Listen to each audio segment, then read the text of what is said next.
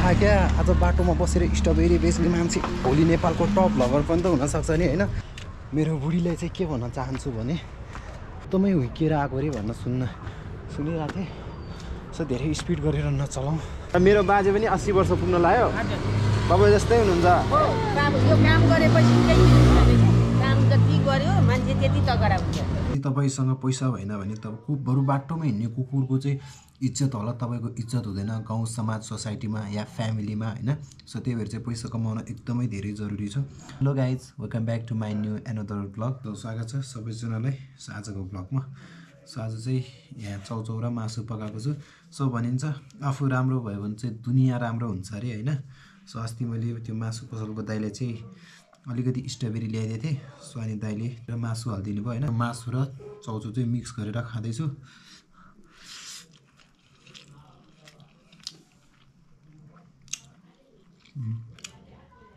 मिठै भएको छ। सो मेहनत गर्नु चाहिँ एकदमै धेरै जरुरी छ होइन, किनभने मेहनतले नै मान्छेलाई सफलतासम्म पुर्याउँछ। सो एउटा न एउटा लक्ष्य लिएर चाहिँ त्यो लक्ष्यसम्म पुग्न निरन्तर मेहनत गर्नुपर्छ होइन। सो एक न एक दिन लक्ष्यमा जरुर पुगिन्छ भन्ने चाहिँ म मान्छु।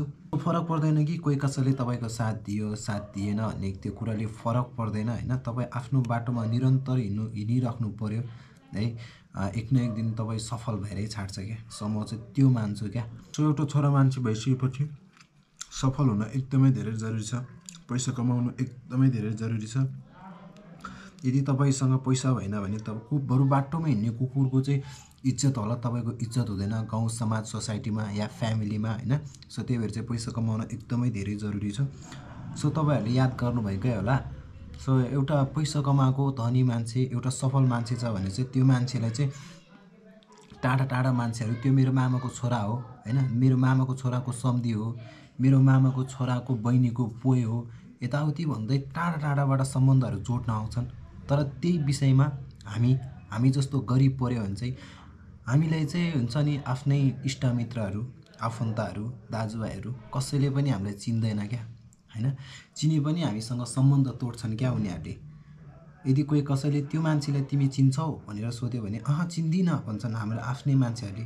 त्यो चाहिँ केले भन्दाखेरि चाहिँ पैसाले गर्दा हो क्या होइन। सो यति डिफ्रेन्ट हुन्छ पैसा हुने र पैसा नहुने मान्छेमा। सो मैले पनि फिल गरिसकेको छु त्यस्तो कुराहरू चाहिँ धेरै नै।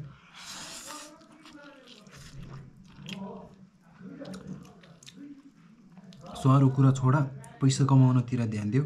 चाहे तिमीले पैसा कसरी कमाउँछौ, के काम गरेर कमाउँछौ त्यो इम्पोर्टेन्ट हुँदैन होइन। एनी हाउ तिमीले पैसा कमाउनु पऱ्यो, तिमीसँग पैसा हुनु पऱ्यो, त्यही कुरा मात्रै इम्पोर्टेन्ट राख्छ कि यहाँ चाहिँ।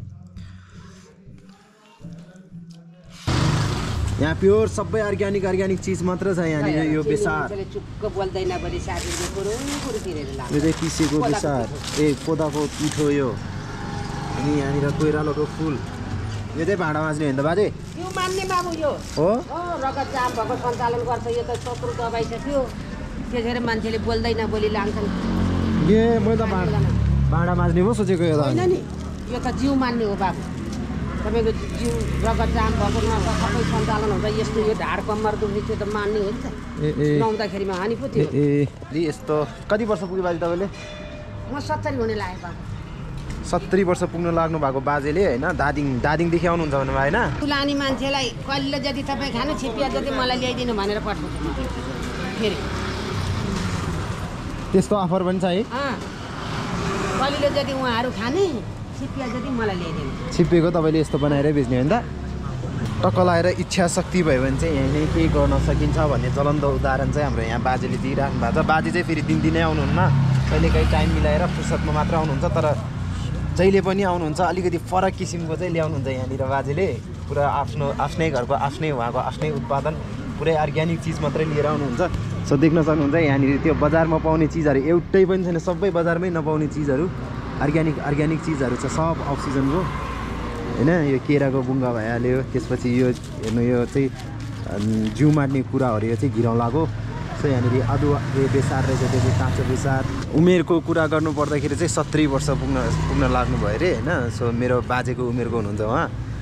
अनि हाम्रो काम गरेर यस्तो अर्ग्यानिक चिज खाने, जथाभावी नखाने, चाउचाउ नखाने, बिस्कुट नखाने बाबु, यो त सबै केमिकल मात्रै छ नि त। मान्छे अब अर्ग्यानिक चिज खाएपछि जिउ पनि त तगडा हुन्छ नि हो नि आफ्नो काम पनि भएको जस्तो होइन टाइम पास जस्तो पनि शरीरको लागि पनि अब फाइदा हो तपाईँ सधैँ आइदिनु भन्छ मलाई अब कहाँ पाउने महिनामा 2 दिन आउन त गाह्रो छ म हो त त्यस्तो सधैँ आउन कहाँ पाउने जति उमेर बढ्दै गयो त्यति नै जिम्मेवारीहरू थप्दै गयो अनि जति जिम्मेवारीहरू पुरा गर्दै गए त्यति नै व्यापारिक बन्दै गए होइन जिम्मेवारीहरू पुरा गर्नेदेखि लिएर व्यापारिक बन्नेसम्मको यात्रामा चाहिँ धेरै कुराहरू चाहिँ अनुभव गरिसकेँ मैले चाहिँ सो मैले अनुभव गरेको केही कुराहरू चाहिँ तपाईँहरूसँग सेयर गर्छु कहिले पनि कसै सामु नझुक्नु होइन कुनै कुराको लागि चाहिँ कसै सामु हात नफैलाउनु यदि झुक्नु नै छ भने हात फैलाउनु नै छ भने चाहिँ आफ्नो आमा बाउ सामु झुक्नु अनि आमा बाउसँग चाहिँ हात फैलाउनु होइन यदि कसैसँग कुनै कुराको सल्लाह लिनु छ भने चाहिँ आफ्नो पति या पत्नीसँग मात्र लिनु है कुनै कुराको लागि चाहिँ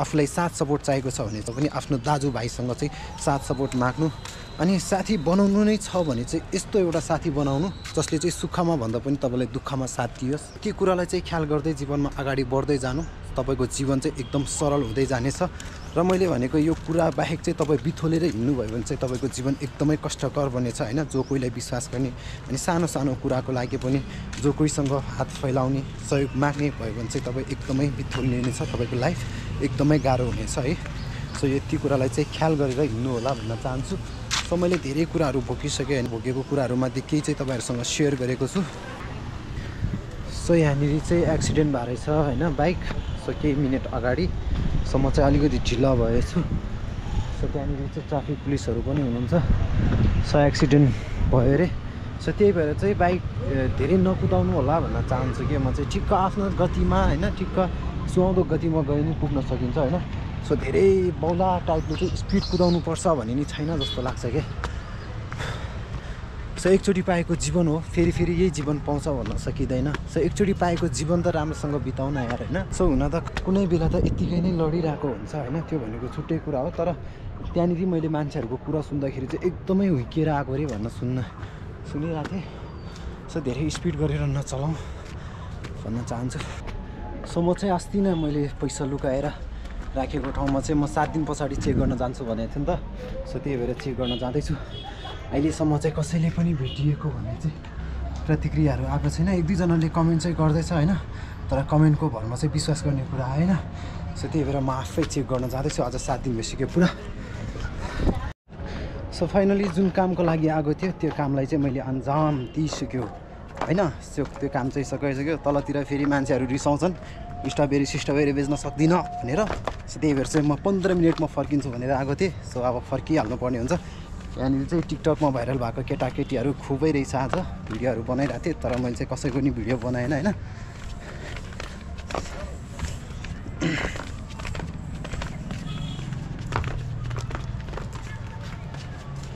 सो अस्ति नै म यहाँ आउने बेलामा यो भित्ताभरि चाहिँ के चाहिँदो नचाहिँदो छाडा कुराहरू लेखिरहेको थियो सो अहिले चाहिँ कलर गरिसकेको रहेछ तर पनि यहाँतिर चाहिँ अझै छाउ लेखिया छ सो गर्मी छ लास्टै गर्मी छ धेरै नै सो यहाँनिर अझै पनि लेखिरहेछ कि फलाना प्लस फलाना यताउति भनेर सो यो यस्तो लेख्नु चाहिँ धेरै नै नराम्रो कुरा हो कि तर लेख्न नहुने हो होइन एकछिन बसौँ होइन थकाइ लागिरहेछ आहा ल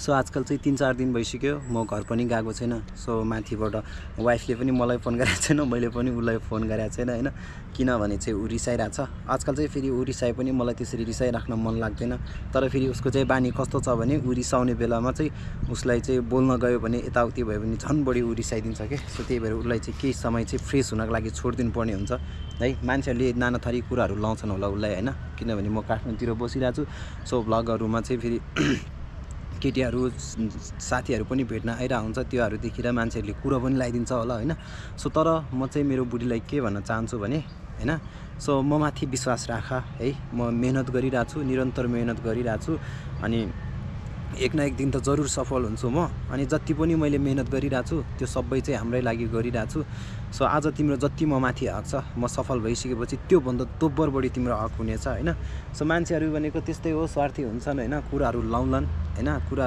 यताउति नराम्रो कुराहरू गर्लान् तर त्यो कुराहरू कसैको पनि विश्वास नगर्नु भन्न चाहन्छु सो सम्बन्ध हो कहिलेकाहीँ खटपट भइहाल्छ झगडा यताउति भनेको भइहाल्छ तर त्यो सबै कुराहरूलाई चाहिँ पन्छाउँदै जानुपर्छ अगाडि बढ्दै जानुपर्छ होइन सो लाइफको यो स्टेजसम्म आएर चाहिँ कुनै पनि हालतमा चाहिँ दिनु छैन, मलाई छुट्टिन मन छैन होइन। सो त्यही भएर चाहिँ म माथि विश्वास राख, मेहनतहरू गरिरहेको छु होइन।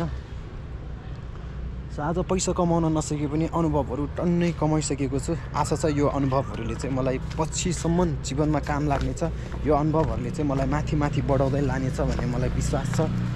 सो म जति आफूलाई विश्वास गर्छु त्योभन्दा बढी तिमीले मलाई विश्वास गर्नु पऱ्यो।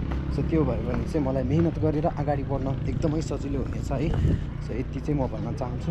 केटाहरू फेरि कुदाउन पनि हावा तालमा कुदाइदिन्छ होइन। सो अब एक्सिडेन्ट नहुने भन्ने हुँदैन, यस्तो टर्निङ छ त्यही माथि अनि यो बाटो राम्रो छ नि त, त्यही भएर कुदाइदिन्छ, एक्सिडेन्ट अनि भइहाल्छ क्या। सो त्यही भएर चाहिँ केयर गर्नुपर्छ होइन, बिस्तारै चलाउनुपर्छ। ठिक्क लिमिट स्पिडमा गए पनि पुगिन्छ, गन्तव्यसम्म पुगिँदैन भन्ने हुँदैन नि त यार। सो एकचोटि पाएको जीवन हो, म चाहिँ पटक यही भन्छु, एकचोटि पाएको जीवन हो, कमसेकम यो जुनी भयो नि राम्रोसँग बाँच्छ क्या। सो के त यार पछिल्लो अघि पछि जुनी भनेको यस्तो मान्छेको जुनी चाहिँ पाउँछ पाउँदैन भन्ने थाहा हुँदैन। सो बिचरा त्यो बाइकमा बस्ने केटीले चाहिँ हाई गर्दै थिएँ, म आफ्नै धुनमा व्यस्त थिएँ, सरी भन्न चाहन्छु।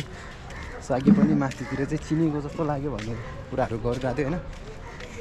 सो मिस्टर आशिक तामाङ पनि अब बिस्तारै पपुलर भन्दैछ नि। बाटै बिर्स्यो मैले त, कताबाट गयो यताबाट।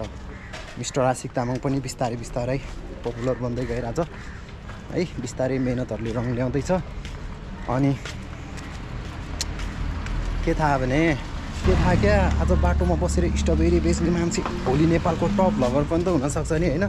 सो त्यही भएर मलाई रेस्पेक्ट गरेर बोल्ने है केटा हो, मलाई हेपेर नबोल्ने नि है। म पटक भन्दैछु, भोलि तिमीहरूको नाम पनि मेरो सक्सेस स्टोरीमा हुन्छ नि। सक्सेस भइसकेपछि त आफ्नो लाइफ स्टोरीहरू सुनाउनु पर्ने हुन्छ नि त, कसरी चाहिँ दुःख गरेर कतिको सङ्घर्ष गरेर तिमी यो ठाउँमा आयो भन्ने कुराहरू सुनाउनु पर्ने हुन्छ। सो भोलि फेरि मैले तिमीहरूको नाम लिँदै यो मान्छेलाई मलाई यस्तो घोचेर बोलेको थियो, यस्तो गरेको थियो भनेर भन्नु नपरोस् नि ल।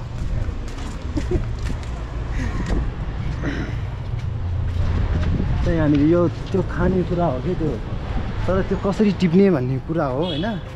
त्यो मैले चाहिँ डिस्कभरीहरूमा देखेको क्या, त्यो म्यान भर्सेस वाइल्डमा चाहिँ त्यो मिस्टर ग्रिलले चाहिँ त्यसलाई चाहिँ उ गरेर खान्थ्यो नि त, त्यो क्याक्टसमा फल्ने।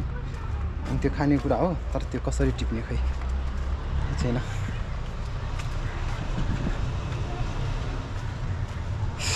सो धेरै दुःख लाग्यो है। मैले लुकाएको 100 रुपियाँको नोट चाहिँ कसैले पनि भेटाएन छ, ठिकै छ। अब जहाँ अब 100 रुपियाँ भनेर चाहिँ कसैले पनि नखोजेको होला है भिडियो देख्दै पनि, तर ठिकै छ। अर्कोचोटिमा 1000 रुपियाँ राख्ने चाहिँ 1000 है। अनि त्यसपछि त खोज्ला नि सबैले।